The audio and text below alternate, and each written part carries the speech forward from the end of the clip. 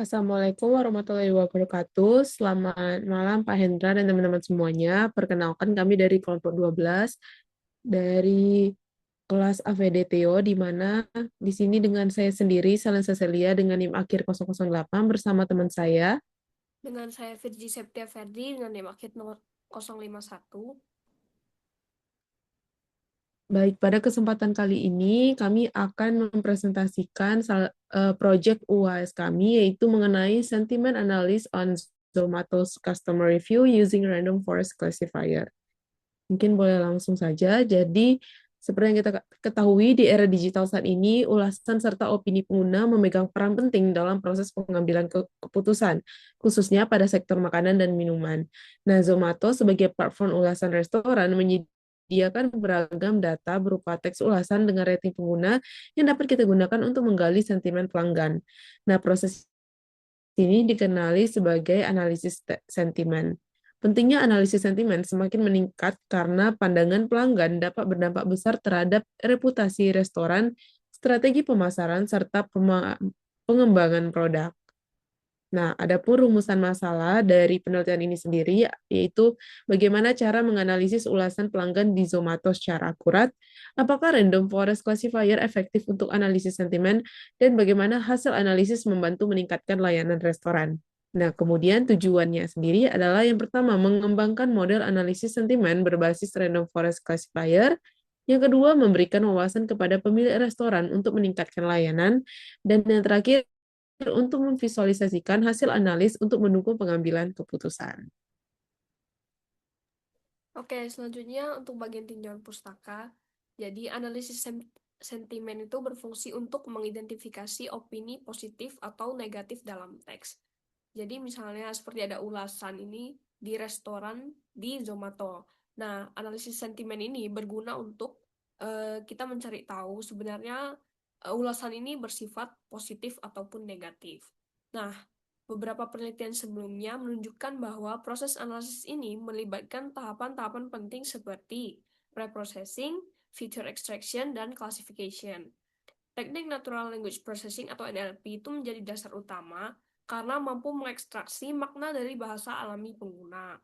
Model Random Forest Classifier itu dipilih karena terbukti memberikan dan hasil yang akurat dan presisi dibanding metode lain seperti Naive Bayes atau Linear SVC dalam mengklasifikasikan sentimen ulasan pelanggan. Mungkin boleh next.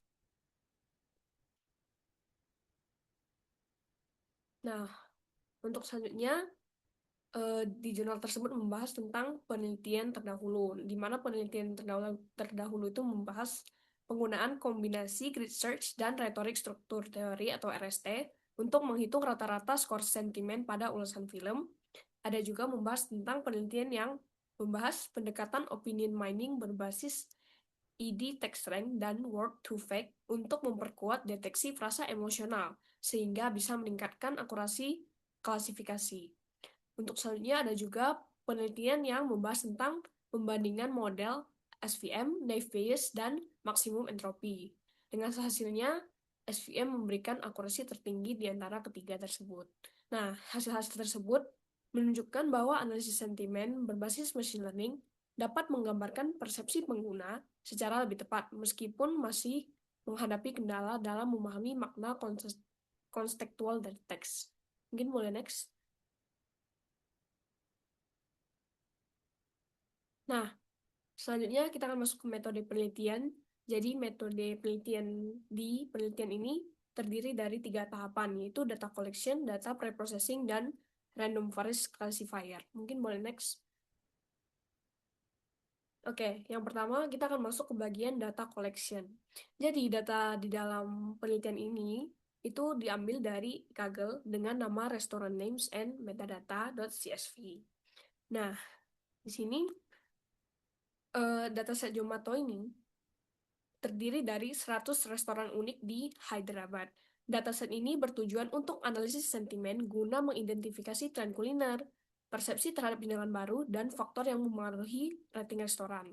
Di sini ada fitur-fitur dari dataset tersebut, yaitu yang pertama ada restoran, nama restoran yang diulas, reviewer, nama pengulas atau pelanggan, jadi yang menambahkan ulasan tersebut. Selanjutnya ada review, teks ulasan yang diberikan. Ada review lagi itu berupa skor ulasan skala 1-5.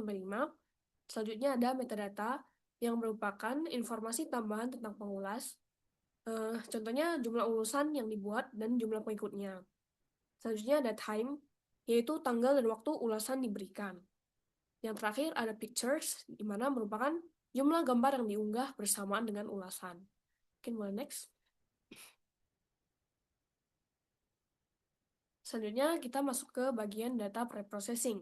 Yang pertama, tahap-tahapannya adalah pembersihan data atau data cleaning. Tahap awal ini bertujuan untuk menghapus elemen-elemen yang tidak relevan seperti URL, karakter khusus, dan simbol yang tidak memberikan makna terhadap analisis sentimen.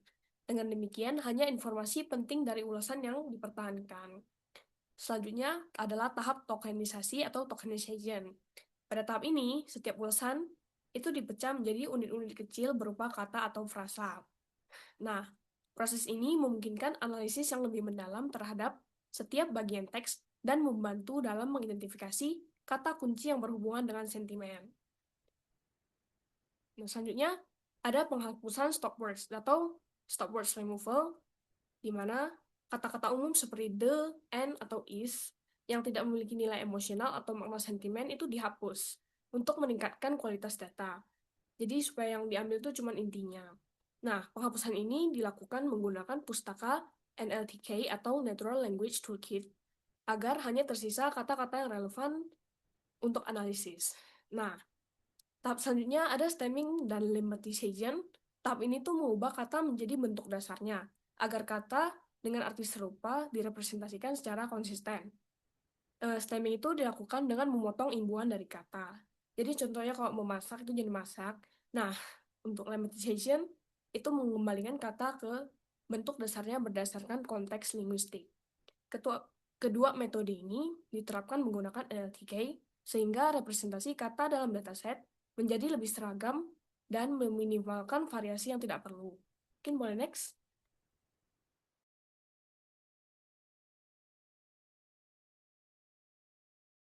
Baik, berikutnya merupakan metode penelitian, tepatnya setelah kita melakukan data collection dan juga preprocessing, ada metode yang kita gunakan dalam penelitian kali ini dan project kali ini, yaitu Random Forest Classifier, di mana setelah kita melakukan processing, kita transformasi teks ke fitur numerik, di mana ulasan diubah menjadi fitur numerik menggunakan TF strip IDF yang memberikan bobot pada kata sesuai frekuensi dalam teks.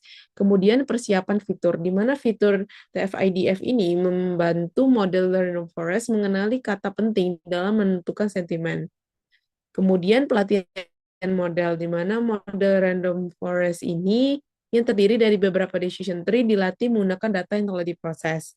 Kemudian voting dan prediksi. Setiap pohon menilai aspek berbeda dari data, lalu hasilnya digabungkan melalui voting untuk menghasilkan prediksi akhir. Kemudian klasifikasi sentimen, di mana model mengelompokkan ulasan baru menjadi positif, negatif, atau netral berdasarkan hasil voting pohon keputusan. Dan terakhir, analisa sentimen otomatis, di mana pendekatan ini memungkinkan analisa sentimen otomatis membantu bisnis dalam memahami opini, sehingga kita dapat membuat keputusan yang tepat. Mungkin sekian presentasi tentang proyek UAS kami dalam progres pertama kali ini. Terima kasih atas perhatiannya. Mohon maaf apabila ada kesalahan kata. Wassalamualaikum warahmatullahi wabarakatuh.